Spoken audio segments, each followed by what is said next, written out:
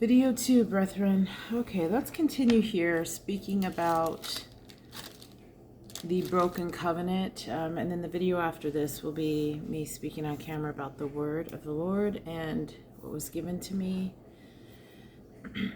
You see how this candle is sitting here? The candle was quite larger than it is now. It burns bright, right? It burns bright. The shape changes.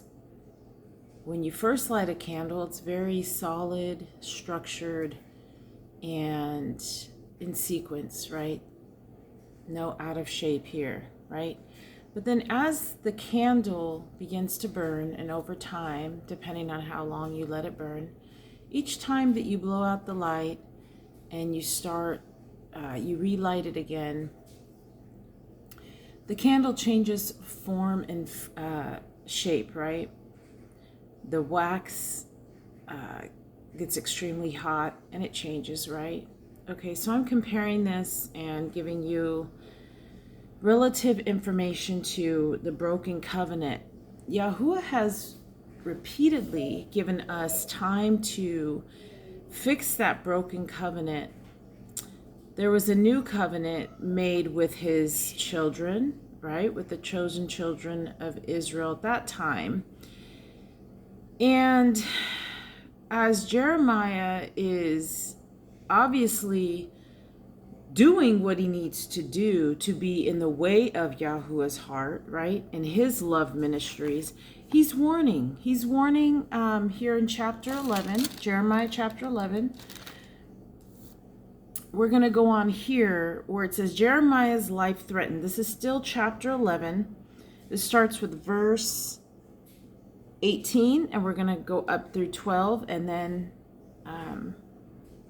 we'll continue with that after the next video, and we'll talk about Jeremiah's question. We'll come back to that. Let's just get into this. So Jeremiah's life threatened.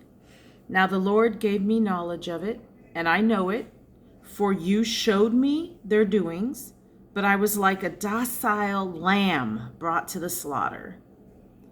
And I did not know that they had devised schemes against me, saying, let us destroy the tree with its fruit, and let us cut him off from the land of the living, that his name may be remembered no more. Can you imagine this? So just like this candle, right? This one has jasmine and some apple, and it smells very good. Now, if I light the candle and I blow out the wick, and I light it and I blow out the wick, and I don't allow it to get its full essence of smell and aroma to go up through the air, it's not going to give off that fresh smell and fresh scent, right? Because I'm deterring it. I'm cutting off the light. I'm causing it to not do what it's meant to do. Now, Jeremiah is a prophet. They understand that the Lord gave Jeremiah knowledge of what the tree was when it spoke of the green olive tree, lovely and of God and of good fruit. He has kindled fire on it, and its branches are broken. Remember, so the last video I spoke about how we are to trim off the brown edges, get rid of the trash. The same with candles, and meaning the light in us breaking off. So every time we sin, every time we go back to turmoil, every time we do not trim the tree of life, and we do not cut off Baal worship and idol worship of other gods that are unknown and strange to Yahuah, that allows a person to want to threaten anyone who is speaking truth over their life, who is prophetic, who is called to prophesy over the nation of Israel. And so Jeremiah sees that his life is threatened. Now, verse 20 says, Okay, and as again 19 was speaking about, let us destroy the tree within its fruit, let us cut him off from the land of the living. So it's like they're seeing themselves as living, right? And Yahuah is saying, they are doing this to you. They are not listening to my prophet. And at the same time, as I cut them off, they're trying to cut you off from the truth I'm giving you to speak. At the same time, I'm going to cut them off because they think they're living, when he actually is cutting them off because they are not living. They're dead to him. They're not prophesying his name.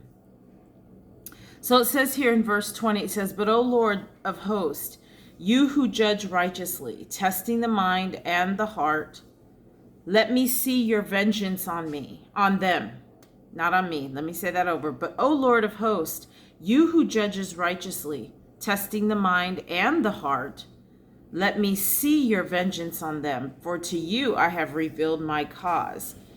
So in the secret place of Jeremiah and his heart with Yahuah's heart, he has received revelation on the truth of those in the land. And testing the mind and the heart, Jeremiah sees that there needs to be vengeance, but only vengeance is Yahuah's. So he's asking, can I, let me see your vengeance. He wants to see it.